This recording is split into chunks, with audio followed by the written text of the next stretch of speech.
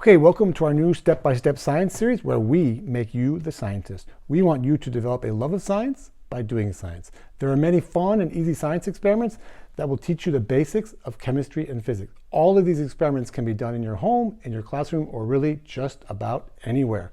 And most require things that you can find in your home or at the grocery store. So let's get started. Okay, this is the material that you need for this. And once again, like I said before, you should have most of this around the house or it's pretty easy to get all this stuff. You just need 4 jars. It doesn't matter how big or small the jars are. These are just soup jars. Sometimes I use jelly jars with my students. They should just have mouths that are the same size like that. Then you're going to need some containers that you can fill with water. These are special containers that I got from our lab, but all you need is some containers. It doesn't matter what the containers are. They should just have some water in them. So that has water. And then I have some food coloring here that I use to color the water.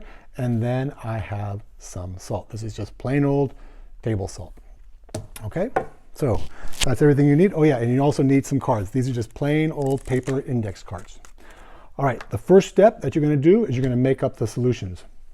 This container just has plain old tap water and red food coloring. So this is just water and food coloring. This one has water, obviously blue food coloring, and then some salt. This is about 1 liter of water, maybe a little more. And all I did was I took the liter of water, quart of water, and put about 1/4 cup of salt in there. It doesn't really matter, exactly how much salt you use. It should just be salty water like that. That's step 1, make up the solutions.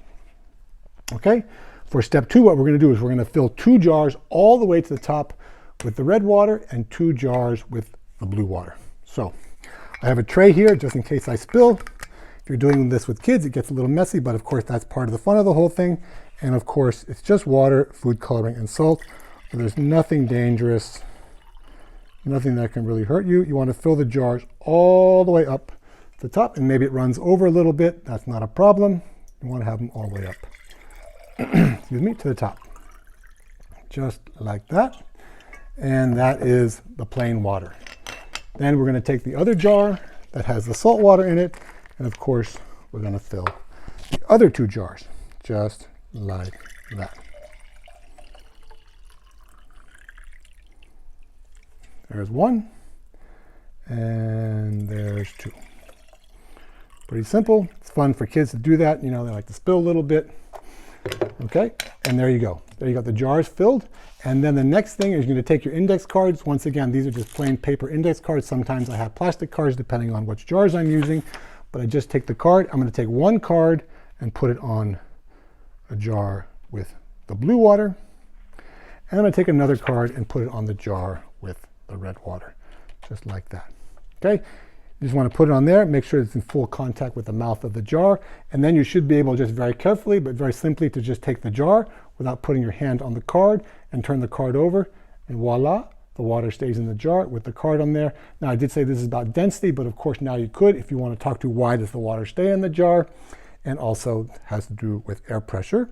So we're just going to put 1 jar, the red jar, on the opposite color, just like that. Just want to set it on there carefully, try to get the mouths to line up. There you go. And then we're going to take the blue one and we're going to obviously turn it over just like that. Okay, kids love to do that kind of stuff because they think it should spill.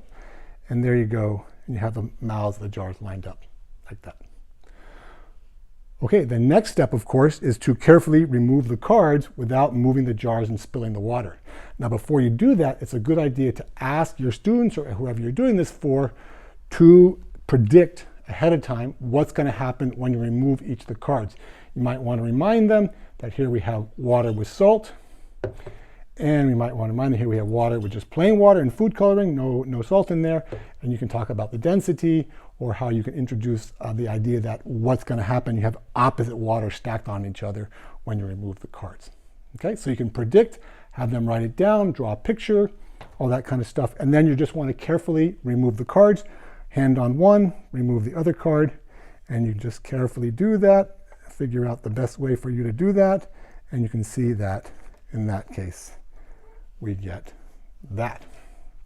Okay, and the second one, we're going to do the same thing, remove the card, carefully remove the card.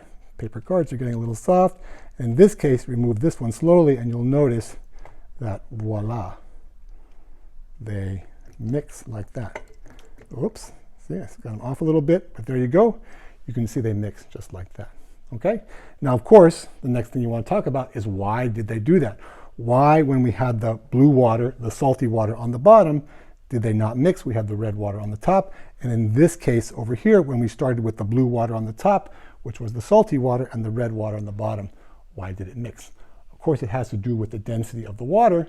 The salt in the water makes the water more dense, and therefore in this case we had the more dense water on the bottom, the less dense water on the top, and they don't mix. In this case we had the more dense water on the top when we started and the less dense water on the bottom. So when we remove the card, okay, therefore the dense water kind of falls into the less dense water and they mix like that.